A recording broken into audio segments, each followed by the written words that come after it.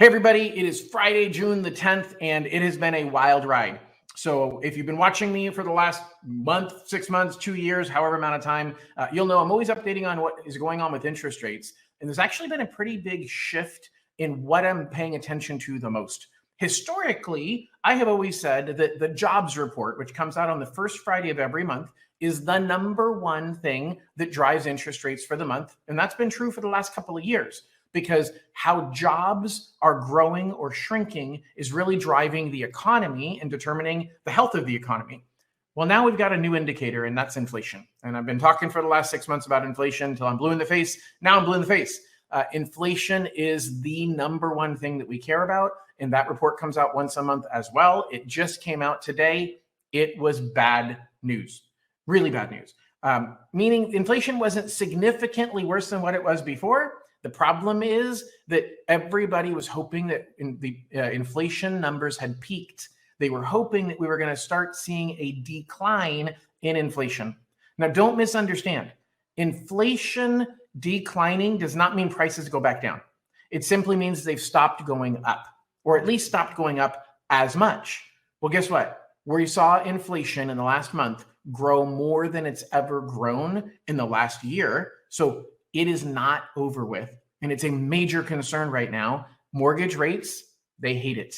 It's the number one problem right now with mortgage rates. May, we had a reprieve. Inflation numbers weren't so bad. May was the first month we actually saw interest rates stable and in some cases drop just a little bit. Guess what? As of this morning, we've given up all of those gains. Interest rates have gone up to the highest numbers that we have seen pretty much year to date. And we're likely to continue to see that trend. I've looked at some numbers. I'll share those in the next couple of weeks. I think it's going to be September, October before we see the peak of inflation. And I'll explain to you why in a video I'm doing in the future. But the bottom line is it is not over. And so what does that mean to you? To you as a real estate agent, to you as a homeowner or a home buyer? First of all, this summer is going to be rough. This summer, if you're selling a home, you got a lot of buyers that are sitting on the sidelines.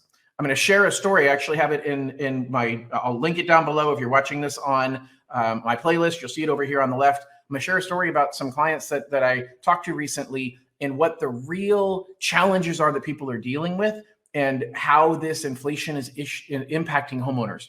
And really, it's the reality of the environment that we're in. So how do you as a real estate agent deal with this?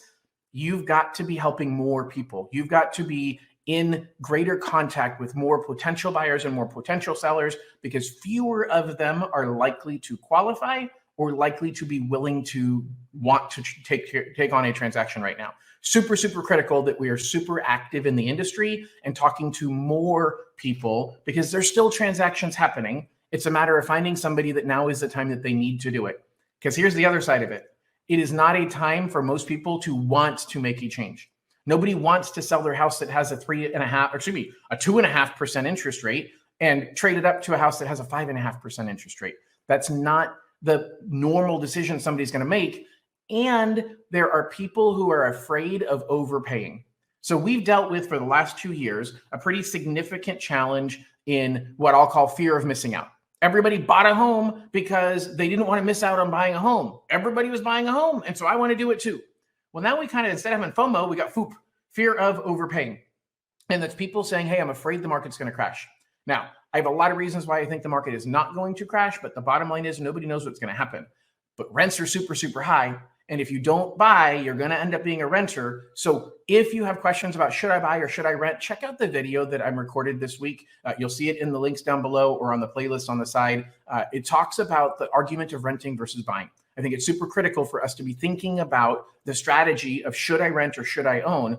That really is going to be critical to where this market is going, because we're going to see continued increases in rents. And so for a lot of homeowners, a lot of renters, home ownership is the only way to get stability in future monthly payments for where you're living. There's a lot of volatility right now. We're going to continue to see volatility. I'm going to continue to update you and guide you. If you have questions about anything, give me a holler. Hope you have an absolutely wonderful weekend, and we'll talk to y'all soon. Bye-bye.